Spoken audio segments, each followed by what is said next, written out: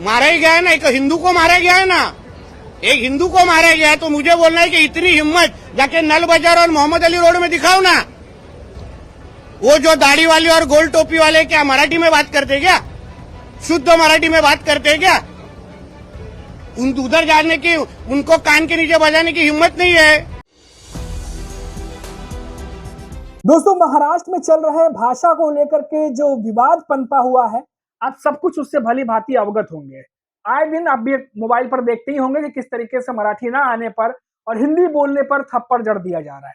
अब ये विवाद सियासी पारे को और भी ज्यादा बढ़ा रहा है, क्योंकि अब बीजेपी के नेता नीतीश राणे का एक ताजा बयान आया है, जिससे अब लग रहा है कि बीजेपी वर्सेस एमएनएस की जंग, सियासी जंग जो है वो महाराष्ट्र में शुरू होने जा रही है। जी हाँ दोस्तों, बहुत समय से ये बात चल रही थी कि जब इस तरह के वीडियो आ रहे थे तो लगातार जो है ये बात उठ रही थी कि जो बीजेपी, जो जब महाविकास आघाड़ी की सरकार थी या जब इस सत्ता में नहीं थे, तब जब किसी और की सरकार होती थी, तब अगर इस तरह के मामले आते थे तो यही बीजेपी के नेता गले फाड़ फाड़ कर चिल्लाया करते थे। अब खुद जब बीजेपी की सरकार है तो बीजेपी के नेता चुप क्यों हैं? तो अब नीतीश राणे का भी बयान आया है और अब सियासी पारा गर्माता जा रहा है। क्या कुछ कहा उन्होंने वो भी बताऊंगा, साथ ही साथ इस विवाद पर नया अपडेट क्या है वो भी बताऊंगा। नमस्कार दोस्तों, मेरा नाम है मनीष कुमार सिंह और आप देख रहे हैं 4PM महाराष्ट्र और आपका बहुत बहुत स्वागत करता हूं।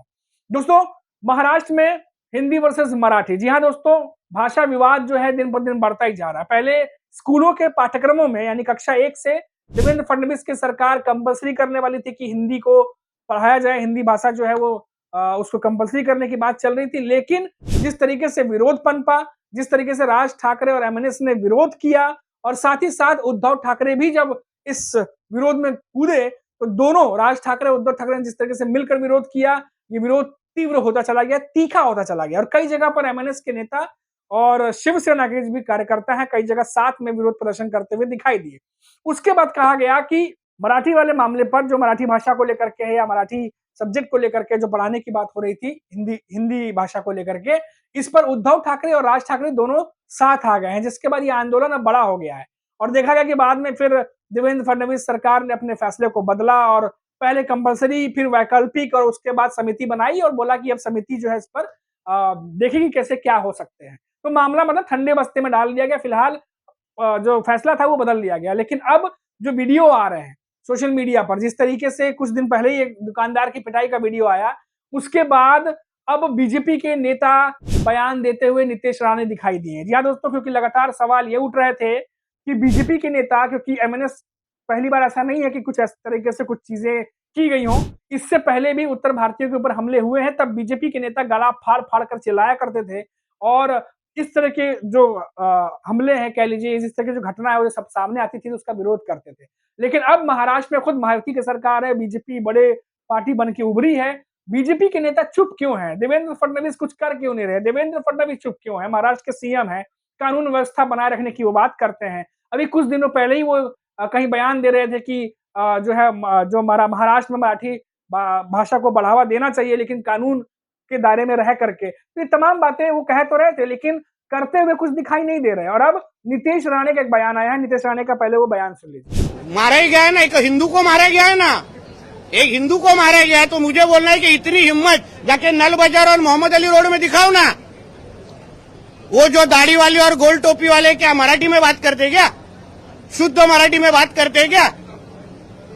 उधर जाने की, उनको कान के नीचे बजाने की हिम्मत नहीं है। जावेद अख्तर क्या मराठी में बात करता है क्या? आमिर खान क्या मराठी में गाता है क्या? उधर उसके मुंह से मराठी निकालने की हिम्मत नहीं है। ये गरीब हिंदू को क्यों मारने की हिम्मत कर रहे हो? ये सरकार हिंदू ने बिठाई है, हिंदुत्व विचार की सरकार है, इसलिए इस तरह की कोई भी अगर कोई हिम्मत करेगा तो हमारी सरकार भी तीसरी आंख खोलेगी, इतना मैं कहना चाहता हूँ। हिंदू राष्ट्रामध्ये हिंदूंना फूट पडण्यासारखी आहे। आमच्या देशाला इस्लाम राष्ट्र बनवण्याचे हे षडयंत्र आहेत।